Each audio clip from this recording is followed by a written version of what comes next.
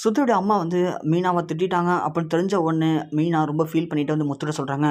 அதை கேட்ட முத்து நேராக கோவப்பட்டு போகிறாங்க. ஏய் பலகுரல், எதுக்காக வந்து உங்கள் அம்மா மீனாவை திட்டினாங்க? என்ன பிரச்சனை உங்களுக்கு இப்போது? மீனா என்ன பண்ணா? மீனா தான் எல்லாத்துக்கும் பிரச்சனைக்கு காரணமா? மீனா சொல்லி தான் நீங்கள் இப்படிலாம் பண்ணுறீங்களா? உங்களுக்கு சொந்தமாக யோசிக்க தெரியாதா? அப்படி இப்படின்னு முத்து போய் சுத்தியே கத்துறாரு. அதை பார்த்த விஜயாவுக்கு ரொம்ப சந்தோஷமாக இருக்குது. அப்பா, இன்னைக்கு இருக்குடா கச்சேரி. இந்த மீனா முத்து சுத்தி சேர்ந்து தான் நம்மளை இவ்வளோ ஆட்டம் போட்டாங்க. இப்போது மீனாவுக்கும் சுத்திக்குமே சண்டை வந்துடுச்சு அப்படின்னா இந்த மீனாவுடைய ஆட்டம் அடங்கிடும், சுத்தியும் அடங்கிடுவா அப்படிங்கிற மாதிரி சந்தோஷப்படுறாங்க. ஆனால் அப்போ தான் யாருமே எதிர்பார்க்காத மாதிரி சுத்தி ஒரு விஷயத்த சொல்கிறாங்க முத்துக்கிட்ட. முத்து, இப்போ எதுக்கு நீங்கள் வந்து என்கிட்ட கோவப்படுறீங்க? நல்லா ஒன்று புரிஞ்சுக்குங்க. எங்கள் அம்மா வந்து மீனாட்ட சொன்னாங்க அப்படின்னா என்ன சொன்னாங்க? நானும் மீனாவும் சேர்ந்து தான் எங்கள் ஆண்டிகிட்ட பிரச்சனை பண்ணேன்னு சொன்னாங்கல்ல. அப்போது நான் வந்து எங்கள் அம்மாட்ட எதுவுமே சொல்லலை. ஏன்னா அன்னைக்கே மாமா சொன்னார், இது மாதிரி இந்த வீட்டில் நடக்கிற விஷயத்தெல்லாம் யார்கிட்டையும் சொல்லக்கூடாதுமா, குறிப்பாக உங்கள் வீட்டில் சொல்லவே கூடாதுன்னு சொன்னார். அன்னையிலேருந்து நான் எங்கள் வீட்டில் நடக்கிற எதையுமே எங்கள் அம்மாட்ட ஷேர் பண்ணியது கிடையாது. அப்போது எங்கள் விஷயத்த எங்கள் அம்மாட்ட நான் சொல்லலை, ரவியும் சொல்லலை. நீங்கள் மீனா யாராவது சொன்னீங்களா? இல்லை. அப்படி இருக்கும்போது எங்கள் அம்மாவுக்கு எப்படி முத்து தெரிஞ்சது நடந்த விஷயம்லாம்? யோசிச்சு பாருங்கள். அப்போது உங்கள் அம்மா தான் சொல்லியிருக்காங்க. அப்போது உங்கள் அம்மாவுக்கு ஏன் இந்த வேலை? இங்கே நான் வந்து அன்றைக்கி விளையாட்டாக பண்ண விஷயம் ஓகே. நான் விளையாட்டாக பண்ணணும், வேணும்னு பண்ணணும். நான் பண்ண விஷயம் பிடிக்கல அப்படின்னா ஆன்ட்டி என்ன பண்ணியிருக்கணும்? என்கிட்ட வந்து கேட்டிருக்கணும். ஆனால் ஆன்ட்டி அப்படி கேட்காம நேராக போய் எங்கள் அம்மாட்ட சொல்லியிருக்காங்க. அதுக்கப்புறம் தான் எங்கள் அம்மா வந்து மீனாவிட்ட கேட்டிருக்காங்க. அப்போது இந்த பிரச்சனைக்கெலாம் புள்ளியா சொல்லி போடுறது யார்? உங்கள் அம்மா. அப்போது நீங்கள் போய் உங்கள் அம்மா தானே முத்து கேட்கணும்.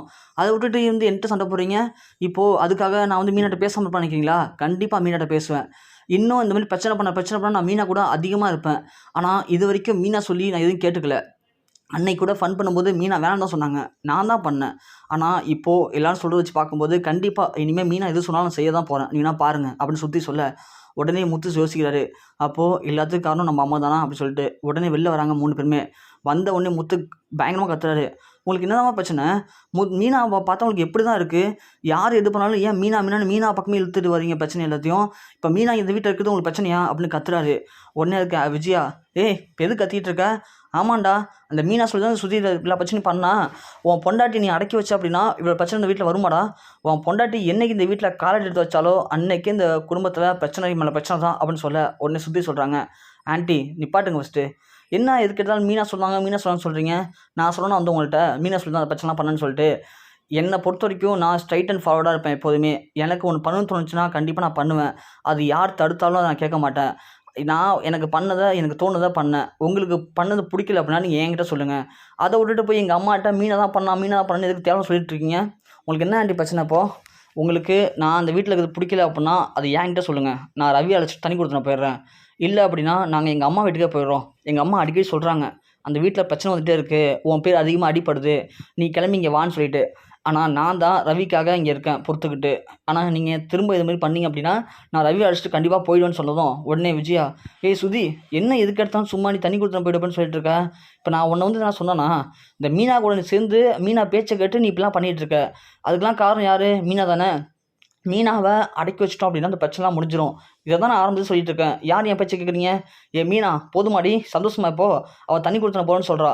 எல்லா பிரச்சனையும் என்னைக்கு இந்த வீட்டில் காடு இருந்துச்சோ அன்னைக்கே ஆரம்பிச்சிச்சடி. ஒன்றா தானே இந்த வீட்டில் இவ்வளோ பிரச்சனையுமே அப்படின்னு விஜயா சொல்லவும் மீனா ஒன்று அழுகுறாங்க. அப்போ தான் திடீர்னு அண்ணாமலை வராரு. வந்த உடனே, விஜயா வாயை மூடு. ஏன் நீ எதுக்கு எடுத்தாலும் மீனாவே சொல்லிட்டு இருக்க? உனக்கு என்ன பிரச்சனை இப்போது? சுதி சொல்கிற மாதிரி சுதி பண்ண தப்பு அப்படின்னா நீ சுதிகிட்ட நேராக கேட்டுக்கலாமே.